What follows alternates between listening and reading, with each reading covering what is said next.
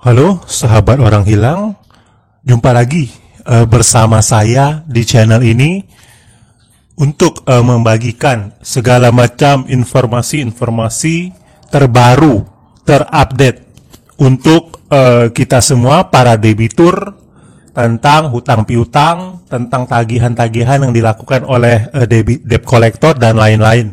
Pada kesempatan kali ini saya akan memberikan atau membocorkan cara menghadapi debt collector. Debt collector juga manusia sama seperti kita. Bagaimana cara kita harus berhadapan dengan mereka saat dikunjungi oleh debt collector?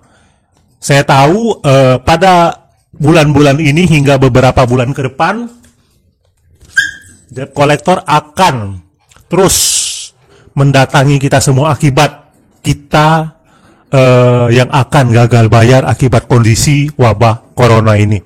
Sebelum saya membahas lebih jauh, jangan lupa untuk subscribe dulu channel ini agar Anda tidak kehilangan informasi-informasi penting yang akan selalu saya berikan untuk Anda. Saya tunggu dari sekarang.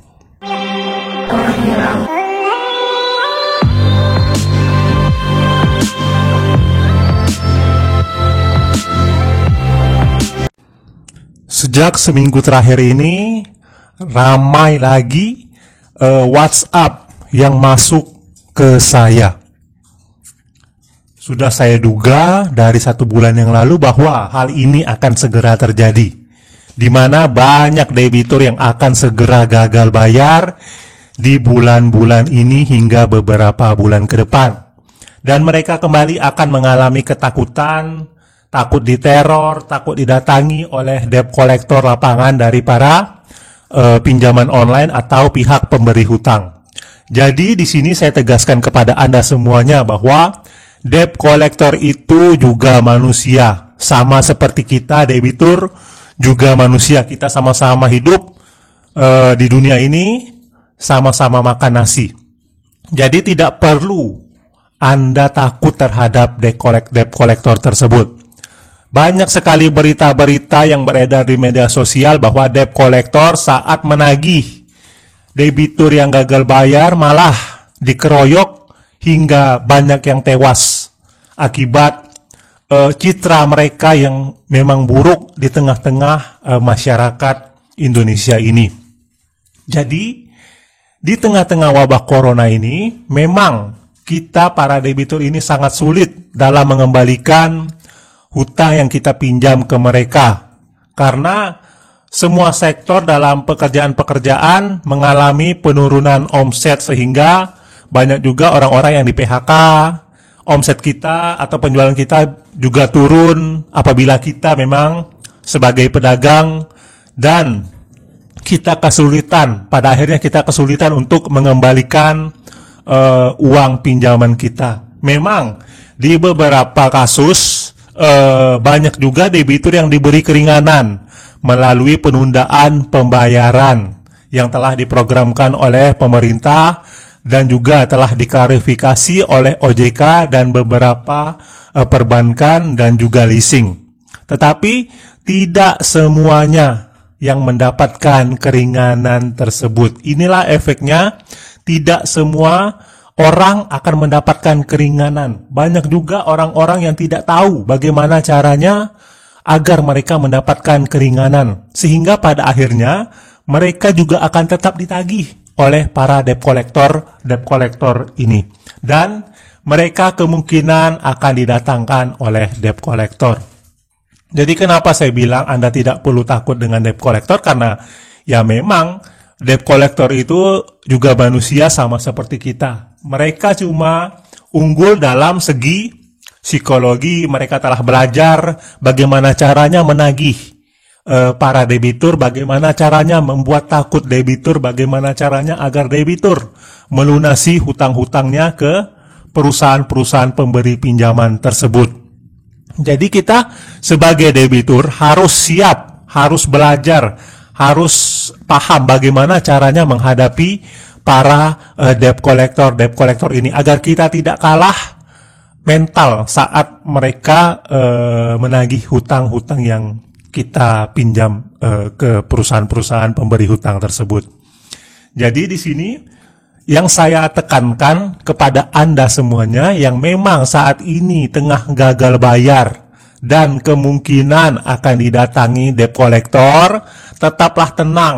Jangan pernah takut, jangan menjual apapun aset milik Anda hanya untuk membayar hutang di kondisi seperti sekarang ini. Lebih baik Anda memikirkan keluarga Anda dahulu, hutang-hutang kita ke perbankan, pinjol, leasing, dan lain-lain kita pikirkan setelah keluarga kita terselamatkan terlebih dahulu. Hutang-hutang yang kita punya atau kita miliki ke perbankan, pinjol, atau leasing, itu dapat kita bayarkan setelah kondisi ekonomi atau kondisi keuangan kita membaik. Ingat, jangan pernah membayarkan di saat tengah kondisi kita susah. Apalagi kita sampai menggadaikan barang, menjual rumah, menjual segala macam apapun hanya untuk melunasi hutang-hutang kita saat ini. Apalagi hutang-hutang kita ini tanpa angunan. Ingat, jangan pernah melunasi hutang yang tanpa angunan ini di tengah-tengah kondisi kita yang sangat sulit seperti sekarang ini. Lebih baik kita memang berhadapan dengan debt collector tersebut saat mereka datang ke rumah kita. Kita hadapi saja, kita bilang situasi pada saat ini seperti apa. Ya memang kita tidak bohong, memang situasi sekarang ini sangat sulit, di semua sektor juga sangat sulit. Dan tentunya pada saat mereka datang kita mempunyai alasan untuk menunda pembayaran di kemudian hari. Itulah trik-trik yang sangat sederhana sekali, tetapi banyak sekali debitur atau para debitur ini yang ketakutan. Saya sering mengatakan kepada mereka untuk mengatakan hal ini apabila Anda didatangi oleh debt collector.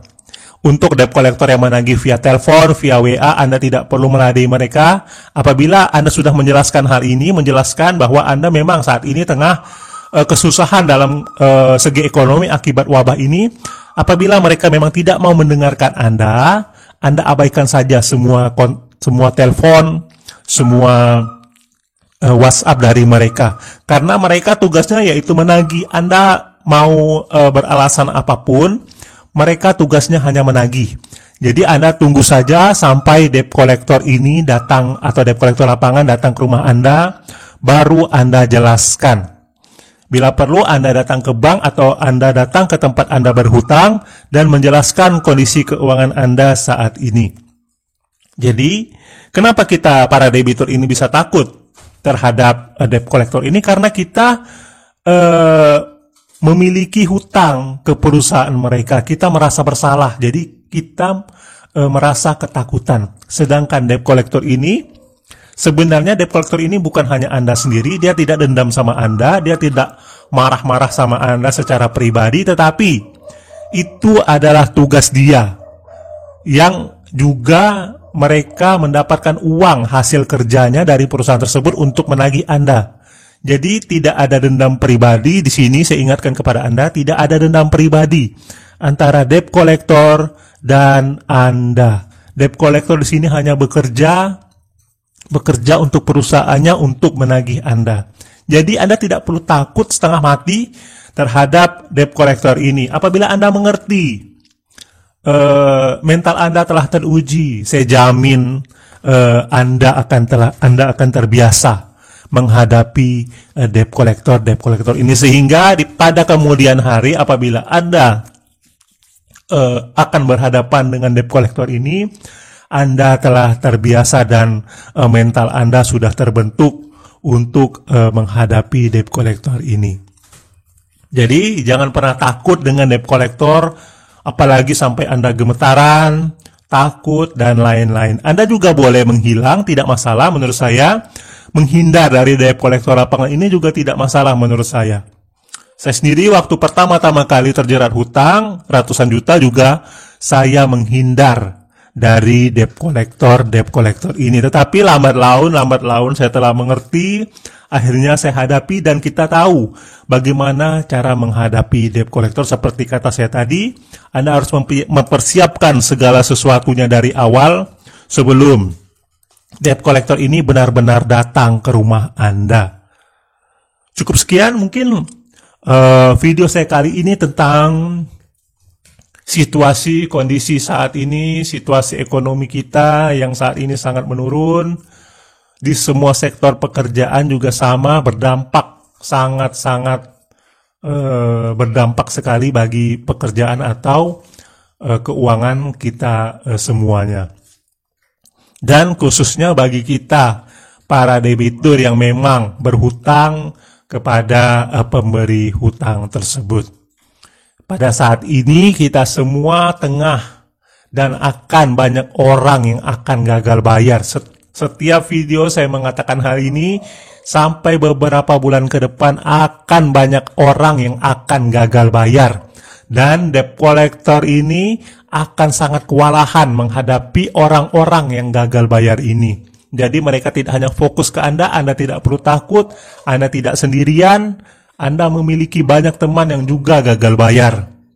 Tetap ikuti terus video channel ini, saya akan membagikan informasi-informasi penting yang tentunya bermanfaat, semoga bermanfaat buat Anda semua. Jangan lupa like video ini, jangan lupa share, agar orang-orang juga dapat mengambil manfaat dari video saya kali ini. Tetap semangat, tetap bertahan hidup, tetap waspada. Salam.